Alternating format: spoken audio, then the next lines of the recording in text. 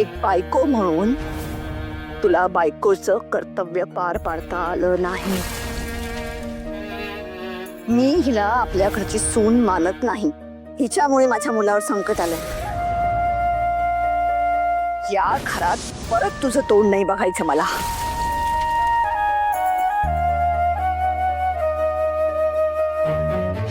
कुठे आहात सर तुम्ही? मला खूप आठवण येते तुमची. नाही राहू शकत सर तुमच्याशिवाय.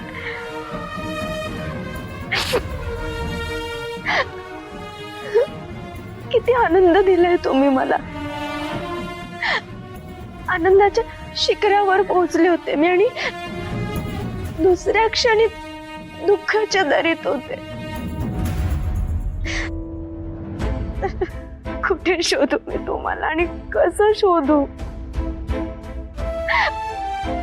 माझ्या डोळ्यासमोर सगळं अंधार आहे. मला कळत नाहीये काय करू, कुठे जाऊ.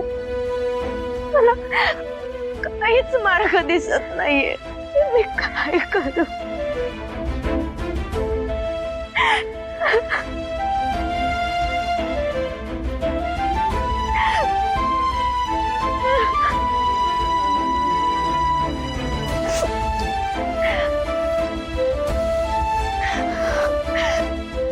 रडणारी नाही, लढणारी सई आवडते.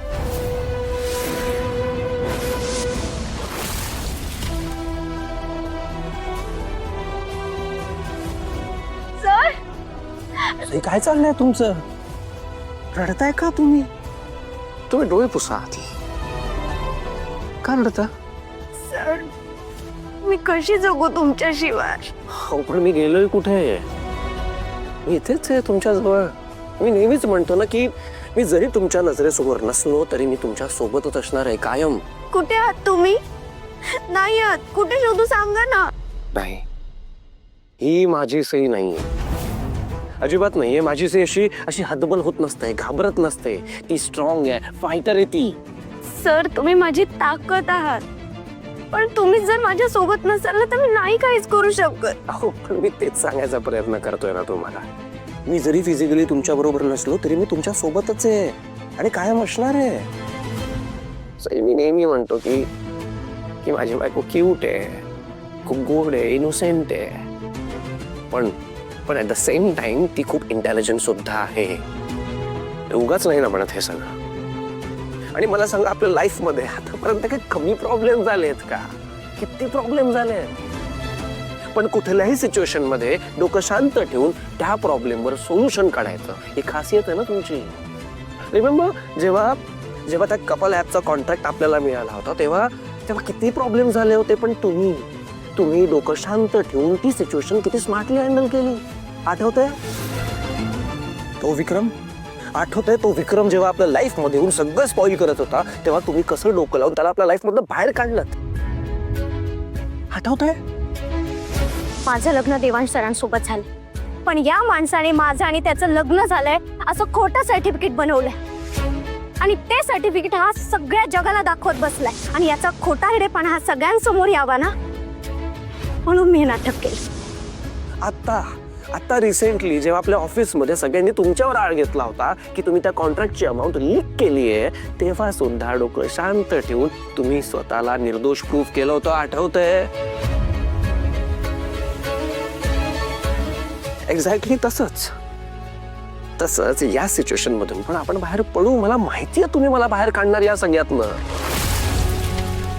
मला विश्वास आहे तुमच्यावर की तुम्ही मला वाचवायला याल आणि मी वाट बघतोय तुमची.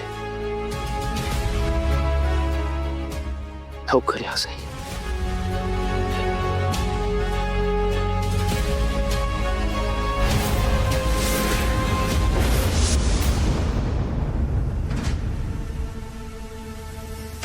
Sir sir Devansh sir Devansh sir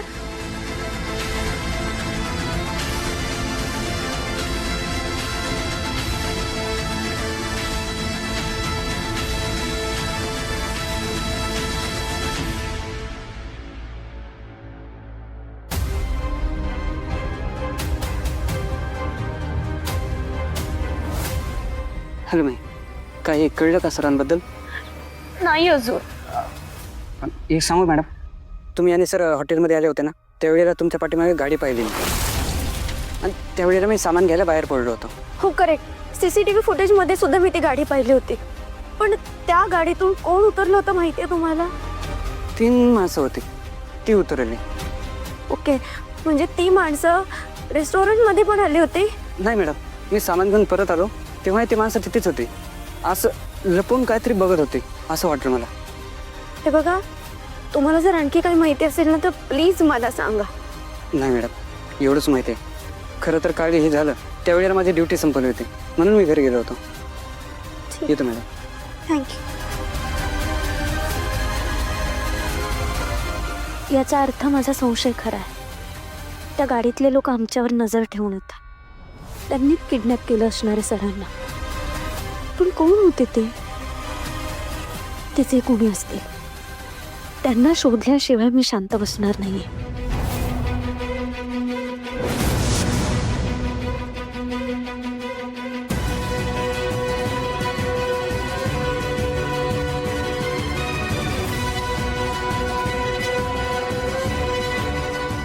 अगं वहिनी, मी आहे. Are you all right? तू खरंच ठीक आहेस ना? कशी ठीक असणार आहे हो मी? तुझा दादा अचानक नाहीसा झालाय म्हटल्यावर कशी ठीक असणार आहे मी? सांग ना. आय नो, पण तू प्लीज स्वतःची काळजी घे. आपण सगळेच या डिफिकल्ट सिच्युएशनमधून जातोय, पण दादा परत येईल आणि त्याने जर तुला असं रडताना बघितलं ना, त्याला खरंच आवडणार नाही. पण तू इथे का आलास? तुलाच भेटायला आलो होतो. बहिणी, आय एम रिअली सॉरी. आत्ता जे तुझ्याबरोबर वागली आहे ना, ते आम्हा कोणालाच पटलेलं नाहीये. हे इट्स ओके. मला माहिती आहे मॅडम समोर कोणीच काहीच बोलू शकत नाही, आणि त्यावेळेस परिस्थिती तशी नव्हती ना. मी समजू शकते. आणि असंही जरी मला घराबाहेर हकललं नसतं ना, तरी सुद्धा मी घरात थांबलेच नसते. सरांना शोधल्याशिवाय माझ्या जीवाला शांतता नसती मिळाली.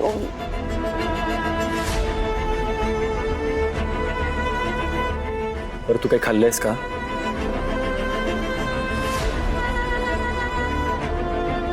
वाटलंस मग ये बस इथे. ये बस तू आधी. मला वाटलंच तू काही खाल्लं नसेल, म्हणून तुझ्यासाठी घरून टिफिन घेऊन आलोय. ओमी, मला भूक नाहीये. महिनी, ओमी प्लीज, मला खरंच नाही जमणार. अरे तू मागे मला काय म्हणाली ती आठवते तुला?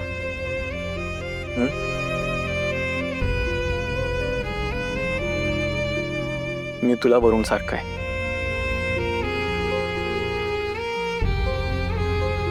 मग भावाच्या हातून पण नाही खाणार?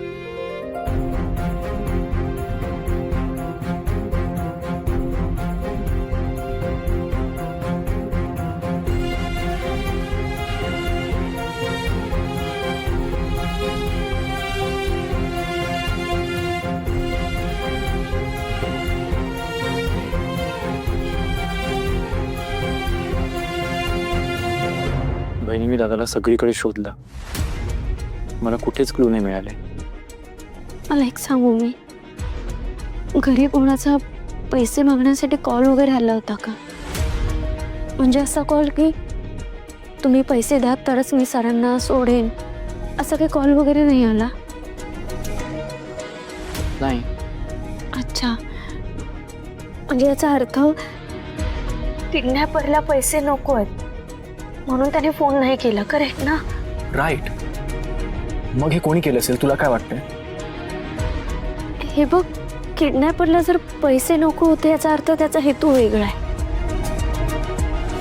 कोणीतरी ना आमच्यावर लक्ष ठेवू नये, आणि त्याला माहित होतं की आम्ही डेटवर जाणार आहोत. आणि तो व्यक्ती आहे ना कोणी असा दूरचा वगैरे नाहीये, ओळखीतला असणार आहे. दादाचे रायव्हल्स काय कमी थोडीच आहेत. त्याची प्रोग्रेस बघून ना मोठमोठ्या लोकांच्या पोटात दुखतं. तरी मी त्या दिवशी बाबाला म्हणत होतो की आपण पोलिसात जाऊया, पण माझं पण हो, मी पोलिसात जाणार कसं? कारण आपल्याकडे ठोस पुरावे नाही आहेत. पण असंही आपल्याला गरज जर पडली तर पोलिसांकडे जाण्याशिवाय वेगळा पर्याय पण नाहीये. पण तोपर्यंत आपल्यालाच काहीतरी हालचाल करायला हवी ना. काहीतरी करावंच लागणार आहे. पण वहिनी, तू प्लीज स्वतःची काळजी घे आणि मला फोन कर. काही लागलं ना मला फोन करून सांग, मी धावत येईल. हो, पण प्लीज आई बाबांची काळजी घ्या. मला माहिती आहे आत्ताची परिस्थिती खूप कठीण आहे आणि आई बाबांना या परिस्थितीचा खूप त्रास होत असणार. आई पण खूप कठीण परिस्थितीत असतील ना.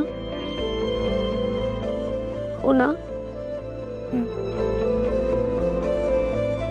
हे बघ ओमी, तू प्लीज आई बाबांची काळजी घ्या. आता तू एकच त्यांचा आधार आहेस. त्यांना सांभाळशील ना. हो बहिणी, पण तू प्लीज स्वतःची काळजी घे आणि तुला काही जरी वाटलं ना तर मला फोन कर. I am just a one call away. तर खाऊन घ्या आता. ये.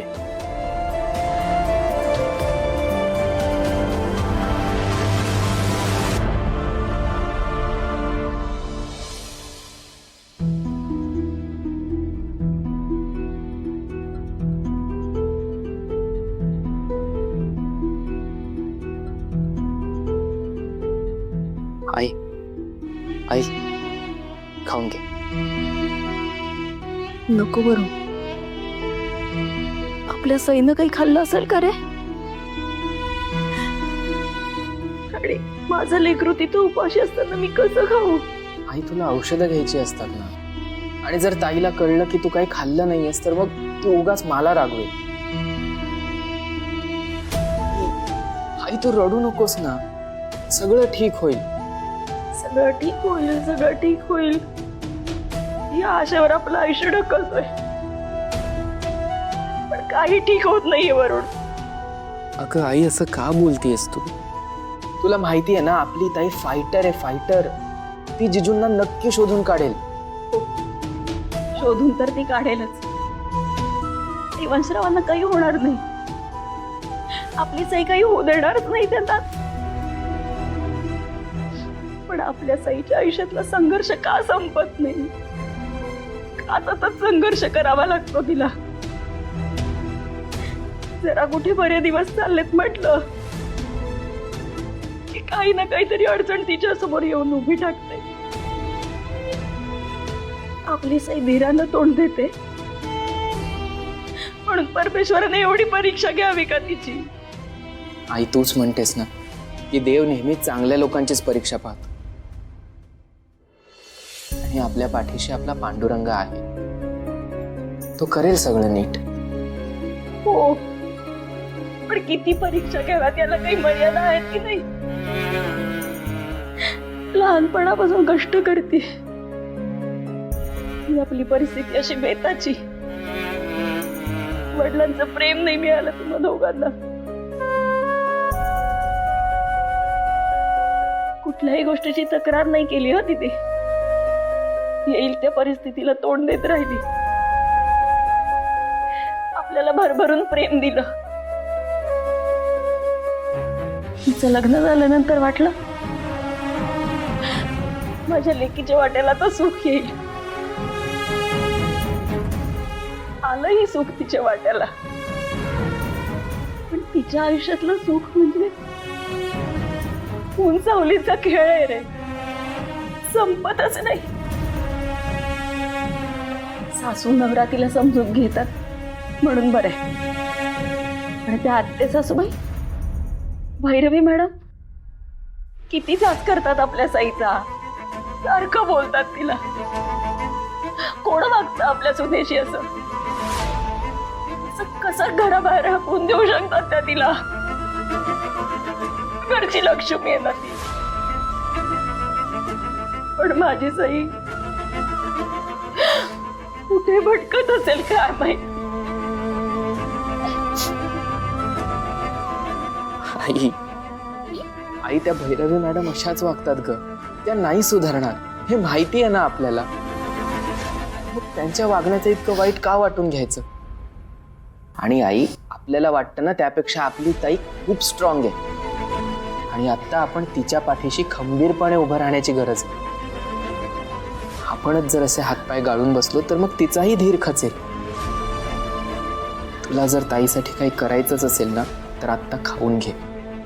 आई तुझी तब्येत जप. जर ताईला कळलं ना की तिच्या काळजीपोटी तू काय खाल्लं नाहीयेस तर मग तिला खूप वाईट वाटेल. तू खाऊन घे. पण आई ताईसाठी खाऊन घे. थांब मी भरवतो तुला. अरे असं काय करतो, नको मला काही. आकर.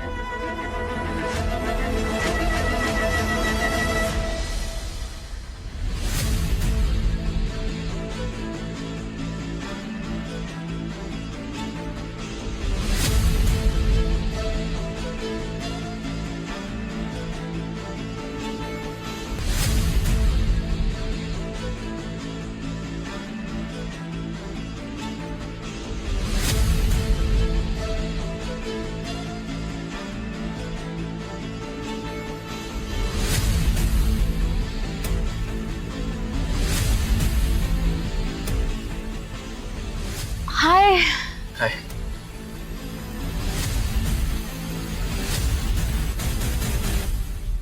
काय झालंय? पुढे काय? नथिंग. कम ऑन ना ओंकार, आपण फ्रेंड्स आहोत ना. ओके ठीक आहे. नाही, मी तुला फ्रेंड मानते म्हणून मी तुझ्याशी सगळं शेअर करते. पण आता तू मला फ्रेंड मानतच नसशील मग तू कसा शेअर करणार ना. ठीक आहे रे, सगळं जग माझ्याशी असंच वागतंय. कोणालाच माझ्याशी बोलण्यात इंटरेस्ट नाही आहे, मला काही शेअर करण्यात इंटरेस्ट नाही आहे. तुला तरी का असेल? ठीक आहे. प्लीज अंजली, हे बघ असं काही नाहीये. तू उगाच गैरसमज करून घेऊ नकोस.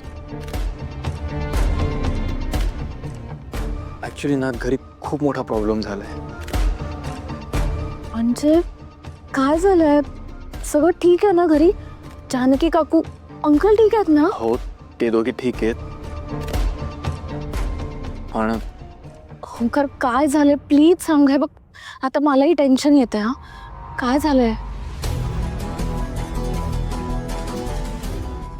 ओंकार प्लीज सांग.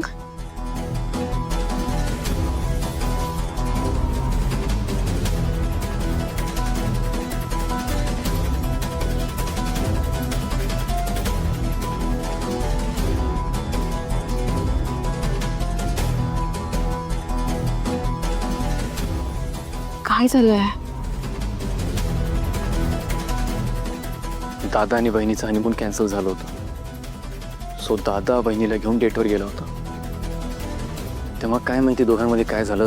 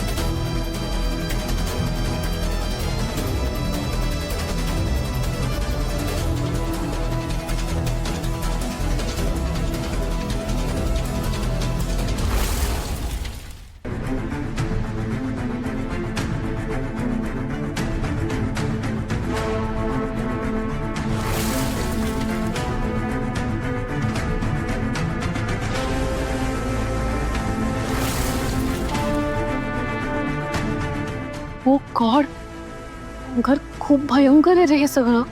आय होप देवांश सेफच. देवांश नक्कीच सेफ असतील. ओके तू टेन्शन नको घेऊस. बिचारी सई, तिच्या नशिबात पण ना लहानपणापासून स्ट्रगलच लिहिलं आहे. कुठे ती आता? दादाला शोधतीये. बहिणीला खरंच खूप स्ट्रॉंग आहे. ती हे सगळं प्रॉपर पेशंटली हँडल करते. तुम्हाला कोणावर डाऊट म्हणजे कोणी केलं असेल हे असं? काहीच अंदाज येत नाहीये. आज मी बहिणीला भेटलो तर तिचं असं म्हणणं आहे की हे कोणी पैशांसाठी केलं नाहीये, नाहीतर एव्हाना पैसे मागण्यासाठी फोन आला असता. मग कशासाठी? तिला असं वाटतंय की हे कोणतरी जवळच्या ओळखीच्या माणसाने दादाला किडनॅप केलंय.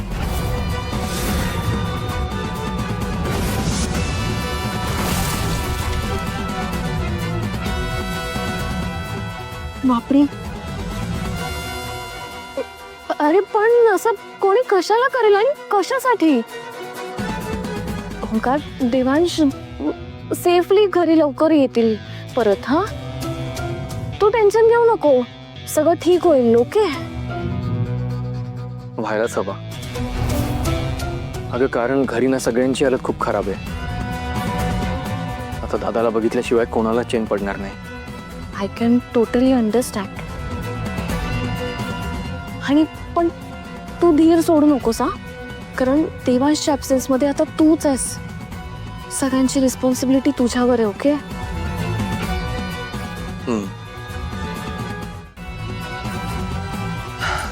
चल अंजली, मी निघतो. सध्या मी घरी थांबणं खूप जरुरी आहे. बाय. ओंकार, ओंकार टेन्शन घेऊ नकोस हा, मी आहे. आणि देवांश लवकर सापडतील.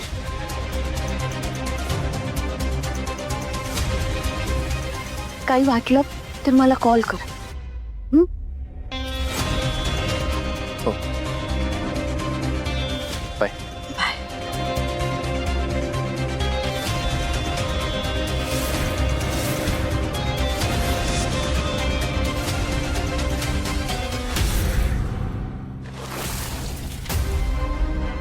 पाणी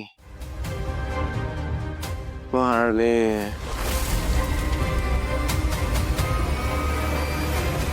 अरे पाणी दे त्याला.